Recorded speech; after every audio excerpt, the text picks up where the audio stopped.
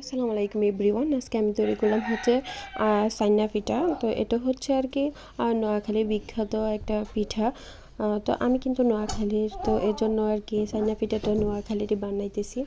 আসলে শীত আসলে শীতের মৌসুমে সাইনা পিঠা যদি আমরা না খাই তাহলে মনে হয় কি শীতটাই পরিপূর্ণ হয় না। সাইনা পিঠা, বাফা পিঠা বা চিতই পিঠা এগুলো কিন্তু শীতেরই সবচেয়ে মজাদার পিঠা।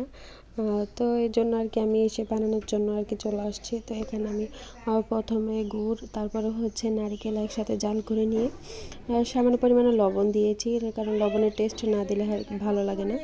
তো তারপরে আমি এতে চাউলের গুঁড়া দিয়ে দিয়েছি, দিয়ে এখন এটাকে আমি ভালো করে নেড়ে ছেড়ে নেব। এটাকে কিন্তু আমি কিন্তু সিদ্ধ করে নিইনি, জাস্ট গুড়টা গরম ছিল, আমি চুলাটা অফ করে দিয়ে তারপরে হচ্ছে চালের গুঁড়াটা মিশাইছি। এভাবে আপনারা করলে দেখবেন যে পিঠাটা খেতে খুবই ভালো লাগে আর রাবারি রাবারি হয়। আর যদি আপনারা সিদ্ধ করে নেন সেক্ষেত্রে কিন্তু একটু নরম হতে পারে। তো আমার কাছে নরম ভালো লাগে না, এজন্য আমি এভাবেই করে নিয়েছি। তো এখন এগুলোকে আমি ভালো করে নেড়ে ছেড়ে মিশিয়ে তারপর হচ্ছে ঠান্ডা করে নিয়ে আমি এগুলোকে পিঠার জন্য তৈরি করে নেব। আর এই যে সেই গুড়টা, এটা হচ্ছে লেটকা গুড়, খেজুরের অরিজিনাল। আর এখানে এই যে নারিকেল দিয়ে তারপর হচ্ছে আমি বানিয়েছি। আর এখানে এখন আমি ডোটাকে এভাবে তৈরি করে হাতে চেপে চেপে চেপে গোল গোল করে শেপ করে দিয়ে দেবো। আপনারা চাইলে এভাবে চুক্কা করেও দিতে পারেন, এভাবে এক হাতেও করতে পারেন, আবার অনেকে দুই হাতে করে, তো আমি দুই হাতে দেখাচ্ছি। আর হ্যাঁ, পিঠা বানানোর আগে আপনারা কিন্তু হাতটা ভালো করে ওয়াশ করে নেবেন, কেননা হাতে কিন্তু অনেক ময়লা থাকে আর সেগুলো কিন্তু জীবাণুও তৈরি হয়। আর এটা কিন্তু খেলে তারপরে হচ্ছে পেটে নানা রকমের সমস্যা দেখা দিতে পারে। তো আপনারা চেষ্টা করবেন হাতটা ভালো করে ধুয়ে নেওয়ার জন্য। তো আমি অনেকের হয়তো শেপটা হয় না, ভেঙে যায়, তো এই জন্য আমি আবার করে দেখিয়ে দিয়েছি। ব্যাকগ্রাউন্ড মিউজিকটা আপনারা একটু ইগনোর করে যাবেন। এখানে কিন্তু আমার বাচ্চা মানে দুষ্টুমি করতেছে, তো সেইভাবে চিল্লায় চিল্লায় মানে খেলতেছে আর কি। আর এখানে আমি ভয়েস দিতেছি। তো আপনারা যদি হাতে শেপ না দিতে পারেন তাহলে প্লেটের মধ্যে এইভাবে চেপে চেপে গোল গোল করে তারপরে হচ্ছে আপনারা পিঠাগুলো বানিয়ে নিতে পারেন।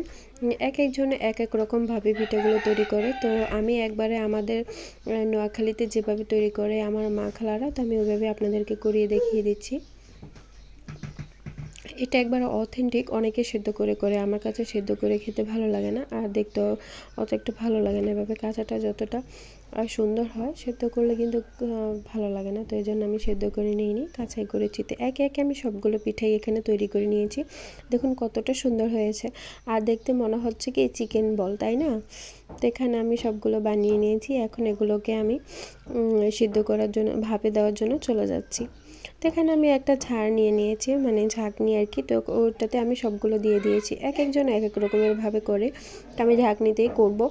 দেশে যখন আমার আম্মু বা খালামণিরা করতো তখন দেখতাম কি যে দেশে একটা খোল হয়, মানে সুপারি গাছের যে ডালটা হয় ওটারই দিয়ে তারপরে হচ্ছে কেটে কেটে তারপর ওটাতে শেপ দিয়ে করে ফেলে। তো আর এখন তো আধুনিক, এখন তার এত কিছুর প্রয়োজন হয় না, জাস্ট এরকম ঝাঁজ থাকলেই সেটাতেই সেদ্ধ করে নেওয়া যায়। তো এখানে আমি গরম পানি ফুটে আসার পর আমি ঝাঁকনি টুটার মধ্যে দিয়ে ঢাকনা দিয়ে ভালো করে চেপে রেখে দিয়েছি। আর পারলে আপনার উপর একটা শিল বা পুঁতা দিয়ে রাখবেন। তো তারপরে কিছুক্ষণ রাখার পরে দেখুন আমার পিঠাগুলো কতটা সুন্দর হয়েছে, আর কালারটা একবারে জোস এসেছে। এটা কিন্তু সিদ্ধ করলে এত সুন্দর একটা কালার আসতো না, যেহেতু আমি এটা কাঁচাই করেছি তাই কালারটা অনেক সুন্দর আসছে। আর ভিতরটা দেখুন কতটা পারফেক্ট হয়েছে। আর এদিকে আমি ভাপা পিঠাও তৈরি করেছি, আপনারা চাইলে সেই ভিডিওটা দেখে আসতে পারেন।